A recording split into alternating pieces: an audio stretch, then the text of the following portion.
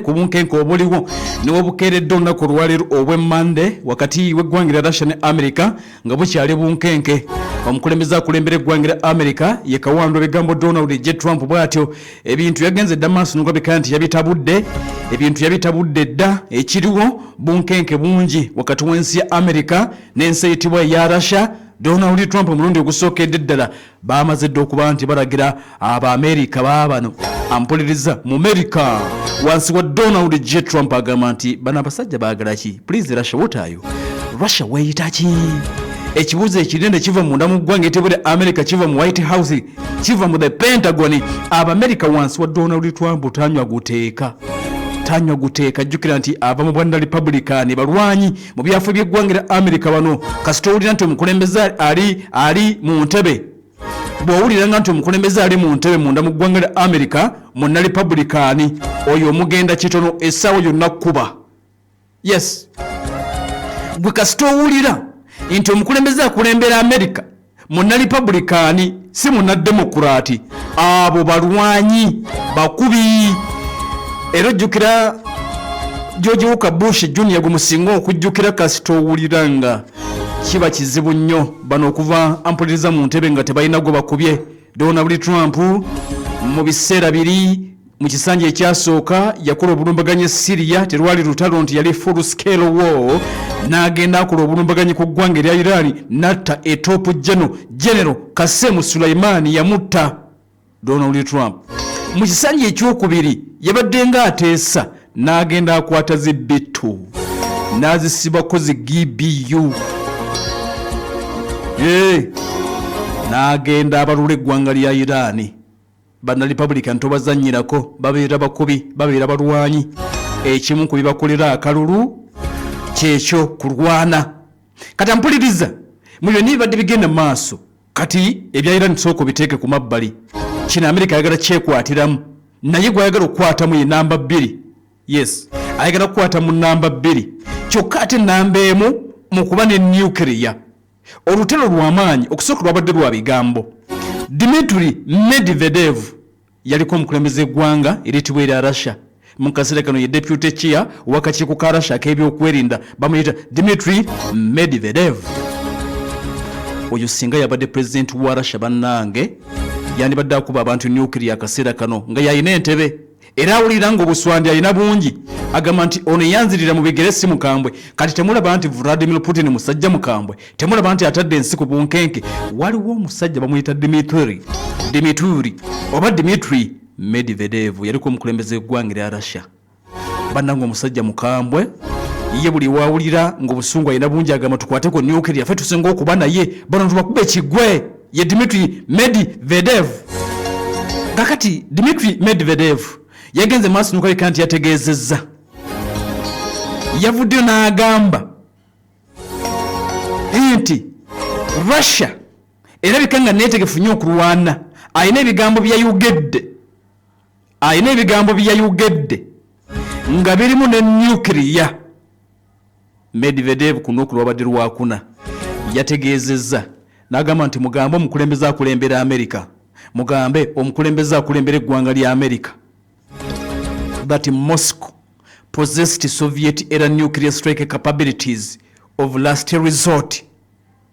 Mutegeeze Donald Trump nti Russia ekyayina nuclear strike capabilities ate nga z'emabega Soviet era.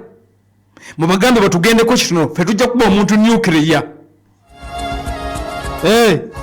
Singa tubeera nga ye last resort nga kyetuteekeddwa okuba nti tukola tujja kukikola. Kakati bigamba mpuliriza bingi yabyogedde nga mukambwe mbagambye nti ono mukambwe Medvedev n'okusinga Putin si omukulembeze yaliko president yamyuka akulira akakiiko ak'ebyokwerinda mu Russia era asalawo ennyo y'omu ku basajja ba Putin abasalawo. Mukambwe Medvedev yarabudde Trump n'amugamba nti negwe okimanyi tulina nuclear capabilities ate tusobola ozikozesa nga last resort. Mutukangakanga musimanya biki ani gwe mukanga ba Russia. Kakati okusinziira ku Donald Trump ebigambo bino ebyayogeddwa Medvedev yazzeemu n'agamba nti yazzeemu n'awandiika best on the highly provocative statements of the former president of Russia, Dmitry Medvedev, okusinzira ku bigambo ebiri provocative ebyayogeddwa eriko omukulembeze w'eggwanga lya Russia Putin. Medvedev kati Trump yayogera n'agamba, I have ordered, maze okulagira 2 nuclear submarines, ndagidde submarines 2 eza nuclear zirubira zibeere positioned in the appropriate regions just in case. Ono abawulira obanyi bulijjo batubagamba Russia, rather batubagamba Russia versus Ukraine, ekyo kirala, ne tubabuulira Iran versus Israel, ekyo nakyo kibeera kirala. Kati bw'owuliranga nti it is Russia versus America, awo manya ekyo kiba kirala. Tewali lutalo, ampuliriza kankikuddiremu, tewali lutalo lusobola kubeera lunene mu nsi kabeera ani versus ani nga lutalo luyinza okubeera wakati wa America ne Russia. Teruliyo. America ogiwulidde mu ntalo nyingi zezze Rwanda, Vietnam, Somalia briefly, mu Afghanistan, mu Iraq, wonna ogiwulidde naye togiwulidanga kongerwana na Russia. Kati ensi bw'ereba n'olutalo olunene lulubeera wakati wa Russia na America, okitegeera. Bino byonna byowulira aba NATO byeboogera, simanya Bajamani, Bangereza, abo bakangamu bukanzi. Nabagamba nti nebo beegatta nga baagala okukuba Russia tabatyamu yadde n'akatono, era bakimanyi nti tebasobola kwenganga Russia nga America tagambye nti tugende. Kati kitegeeza nti olutalo lusinga okuba olunene singa lubaawo lubeera wakati wa America na mu Russia. Kati laba Donald Trump akaseera kano watutadde ku bunkenga ensi yonna, alagidde zi submarine zirubire zikuba ne nuclear zisemberere Russia. Babamubuuzizza nti lwaki Trump, why at this time? Agambye just in case these foolish and inflammatory statements are more than just that. Bino ebigambo ebyogerebwa Russia ebyekisiru, abiisi bya kisiru, singa bigenda maaso obanga Russia yinza okubanga ebigambo bino byogedde nga waliwo ekiri emabega, singa kibaayo, just in case singa kibaayo, tulina okubanga twetegese. Words are very important and can often lead to unintended consequences. I hope this will not be one of those instances. Ebigambo bibeera bya mugaso nnyo. Ebigambo birina kye bitegeeza. Omusajja bw'ayogera nti ffe tulina nuclear owa Soviet era tusobola omukozesa nga last resort, tusobola kutuula butuuzi. Okitegeera, ebigambo omuntu bw'abyogera bisobola okutuuka, bisobola okuleeta kye tubadde tetusuubira. Katusabe ebigambo byogeddwa aba Russia tebigenda kutegeeza kye bitegeeza. N'agamba Donald Trump nti omukulembeze wa Russia yali omukulembeze wa Russia kyeyayogedde tetusobola kizanyisa, era we are going to protect our people. Abantu baffe tugenda bakuuma, tetusobola kusaagana mu Russia. Abo basajja balina nuclear asinga obungi mu nsi yonna. Bwe bagamba nti bagenda mukozesa okola ki? You deploy accordingly. Baleese kakati ebyo ebigambo bya Donald Trump mbagambye nti birimu nuclear. Statement yakuzeseddwa Medvedev yabaddemu nuclear. Ebigambo bya Donald Trump byakuze, reaction yabaddemu nuclear, kwe kuba nti baleese nuclear submarine. Kakati akadde kana mpuliriza atugoberera Pal FM kwera omuntu wa bulijjo, nuclear submarine zino 2 tetulina bakutegeera America agenda kuzideployinga wa. Okusoka submarine ampuliriza gye bayita lubbira. Submarine oluusi baziyita zi subs, zibayita zirubbira. Zibeera wansi mu mazzi, si maato nti gayita kungulu, si mmeeri, si byombo, wabula baziyita zirubbira. A nuclear submarine ekitegeeza nti erina n'obusobozi obukuba nuclear. Trump wabadde ayogera agambye nti bagenda kuziteeka mu bifo ebiri appropriate. Kitegeeza nti mu nfo mwe basobola okusinziira okuba Russia. Ebifo ebiri appropriate bw'agambye mwe basobola okusinziira okugema Russia essagaliko.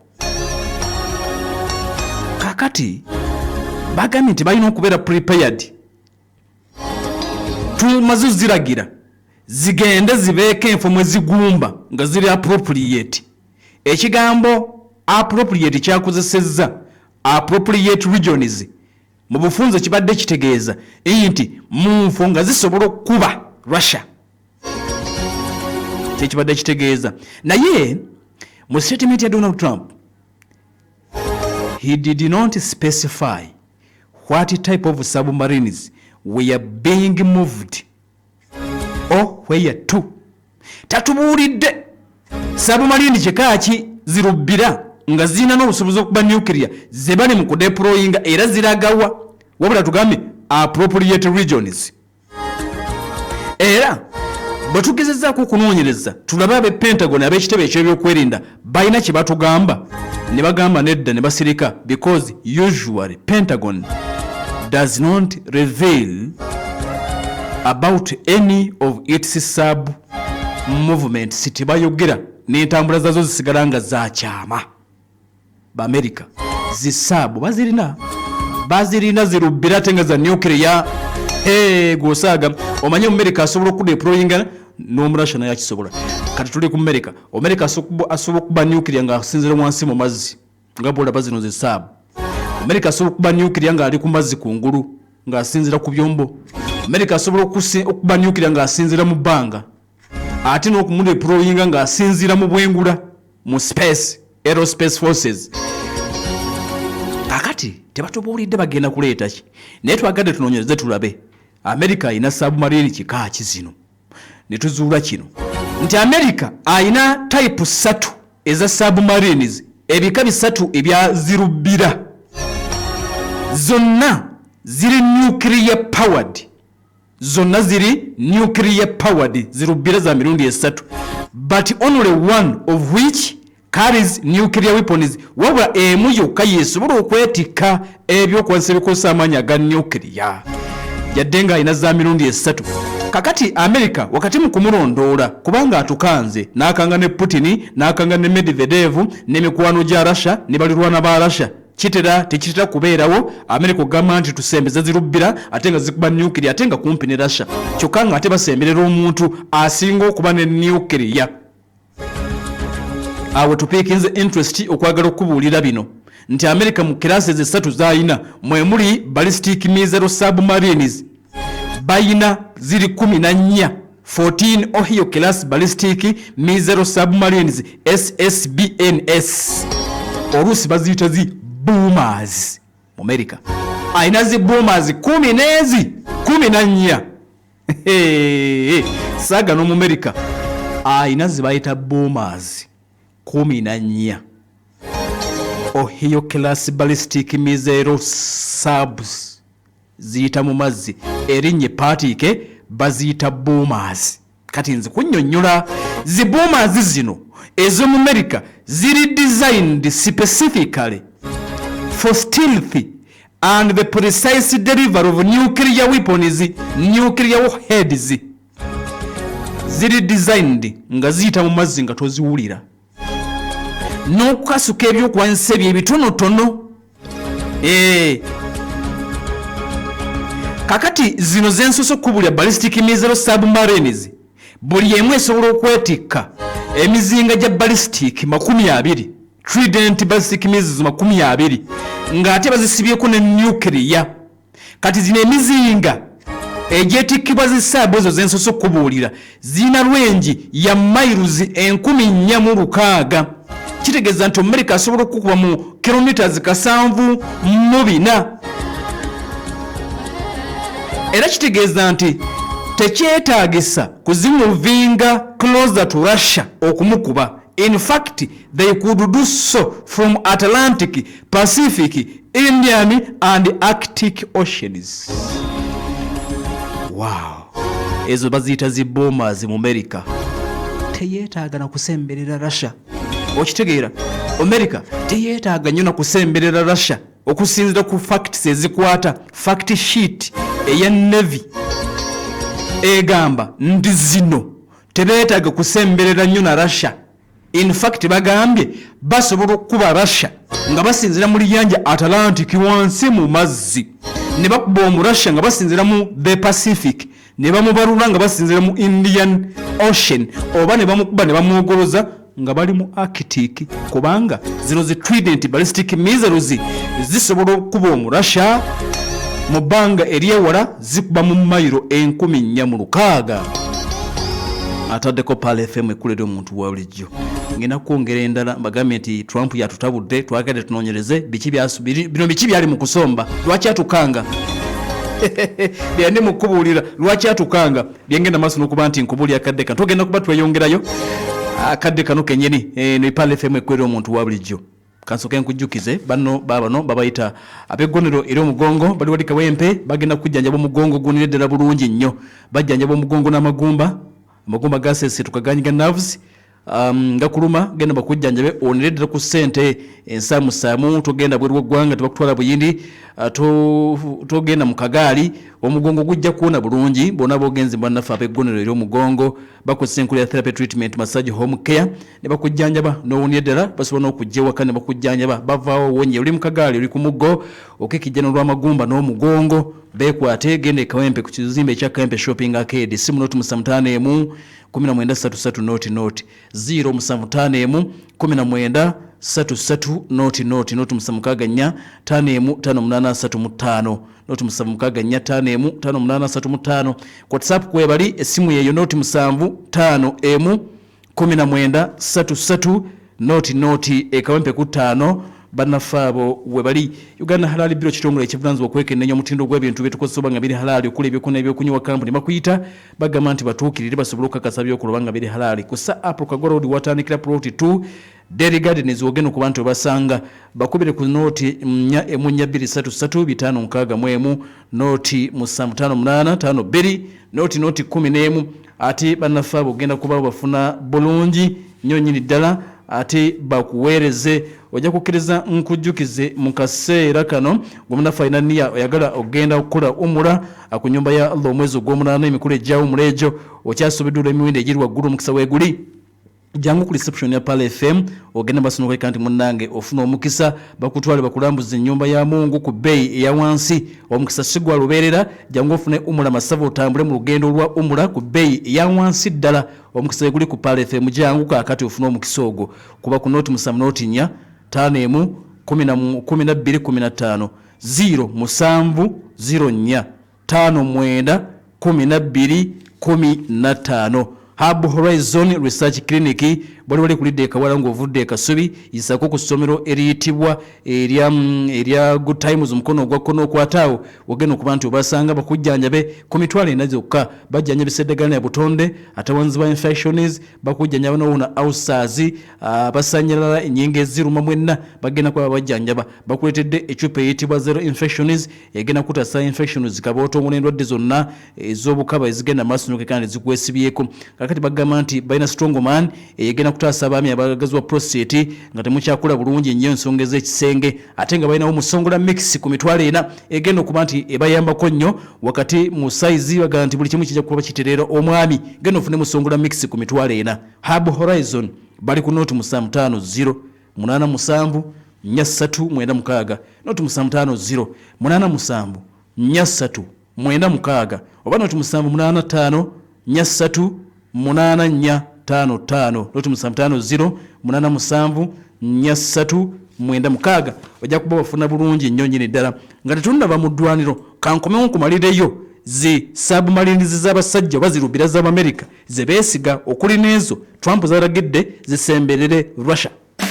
Manda Mobile yino koleza wefunire SIM card and enjoy free calls ne data walaisi on the best network in town. Okukozesa Manda Mobile okugula airtime ne bundles dial *149# oba okozesa Manda app okwefunira bundles zino. Manda Mobile koleza. Manda Mobile lungamizwa ekitongole kya Uganda Communications Commission.